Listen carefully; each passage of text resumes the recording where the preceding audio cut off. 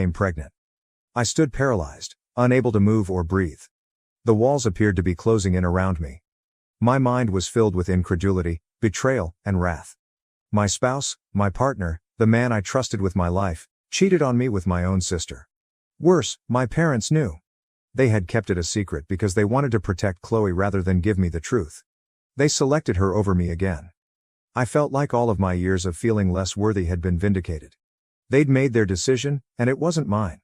I don't even recall how I left that house that night. I dimly recall murmuring something about feeling ill and having to go. I couldn't face them, not my parents, nor Chloe, and particularly not Ethan. So I just left, got into my car, and drove. But I can't recall where I went. I simply needed to get away from them, from the reality of what I had just learned. I felt as if my entire existence was a terrible joke, that nothing made sense anymore, and that I was plummeting into an abyss with no way out. It's been 2 days, and I'm still struggling to process it. I have not faced anyone yet.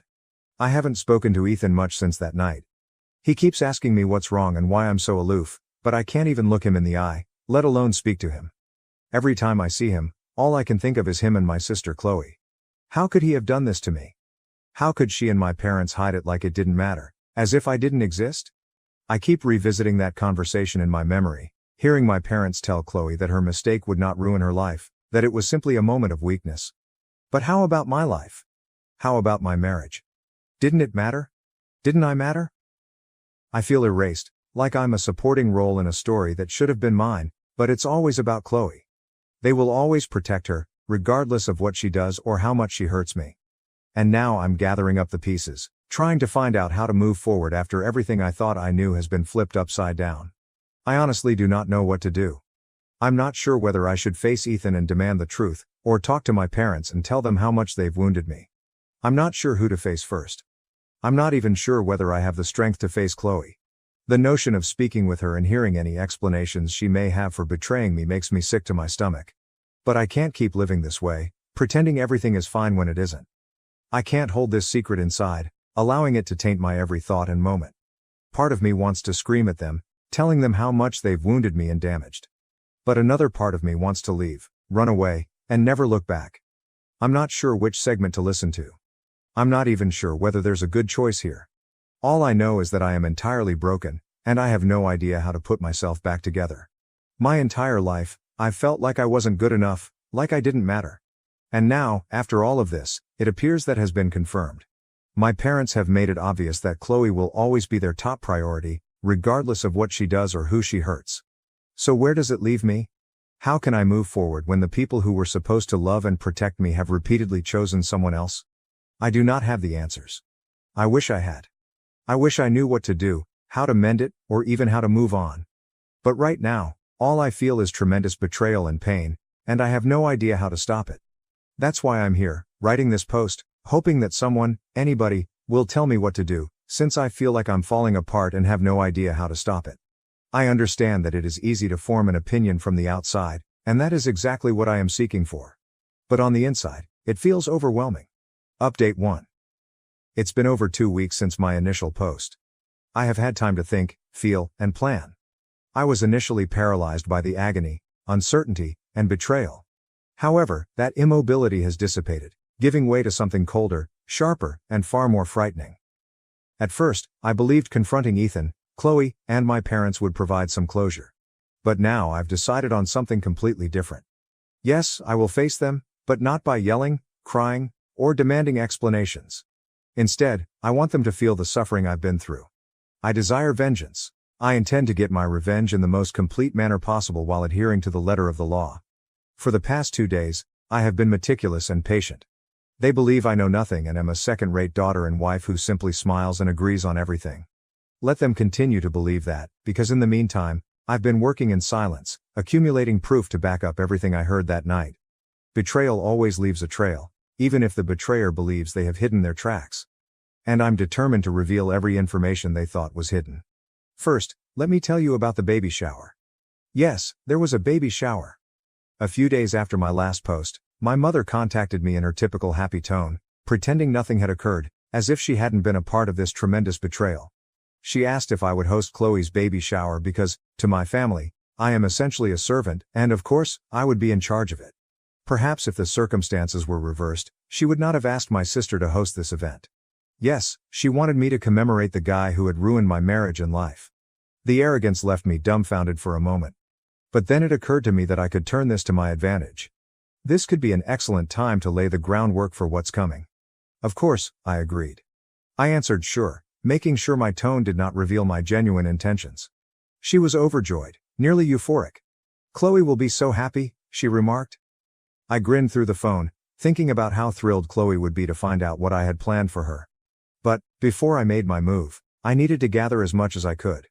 I became nearly obsessed with discovering every last secret, message, and piece of proof proving exactly what they had done to me. While Ethan slept, I went through his phone, laptop, and even his old backups. At first, I wasn't sure what I'd find. Perhaps they were clever enough to hide their footprints. However, when people believe they have control, they tend to become careless. The first piece of proof appeared in the form of a secret folder on his phone. He thought he was clever by giving it a simple name, but I knew him too well. There were photographs within. Photos of him with Chloe. And, as it turned out, it wasn't a one-time event, but rather an elaborate one. At first glance, some of the images appeared innocent, but others clearly revealed their relationship. My stomach churned as I stared at them, but I didn't stop. Over the next few evenings, I continued digging. Text messages, emails, and archived social media messages.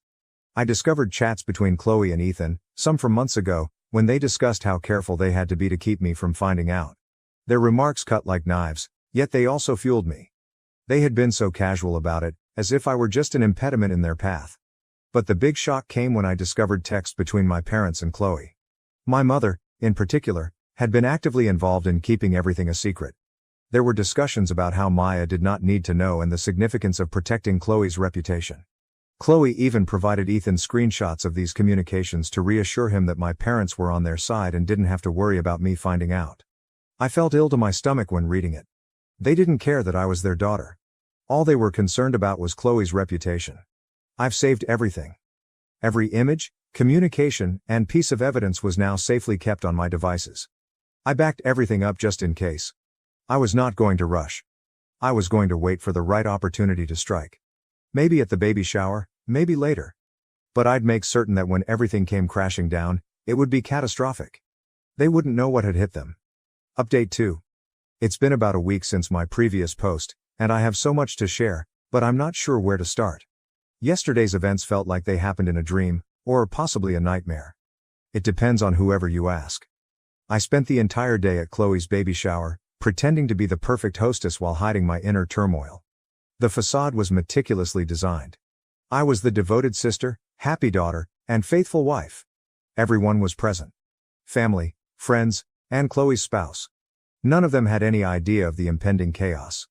The celebration itself was a lavish affair, and my mother was overjoyed, ensuring everything was perfect for tiny Chloe. My parents had no idea that the true present would be for me. A gift that will ruin the neatly crafted universe they had built. I was acutely conscious of my fast-beating heart. My pulse quickened not from exhilaration, but from the impending mayhem. As the day went, I engaged in pleasant conversations, laughed at superficial jokes, and organized the many baby gifts that stacked up on the table. All the while, I was acutely aware of the ticking time bomb about to blow.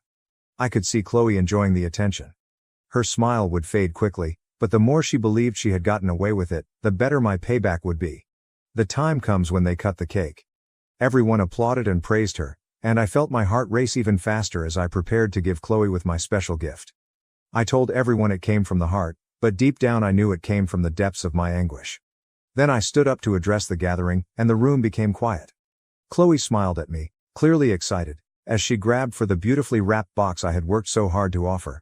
Delicate paper and an elaborate bow were all intended to heighten anticipation and make it appear like a very valuable gift, which it was. People flocked around Chloe to get a better look as she started to open it. Inside were printed photographs of her and Ethan in highly compromising circumstances. Intimate moments captured in time. The types of photos you wouldn't want your family to view. I had deliberately chosen the most damaging ones, those that proved their betrayal in an obvious and indisputable manner. Chloe's countenance changed from joy to perplexity, then fear, as she examined the contents of the box. The atmosphere in the room changed as individuals recognized what was going on and the significance of the shot to everyone involved. Chloe, me, and my husband. But I wasn't finished yet.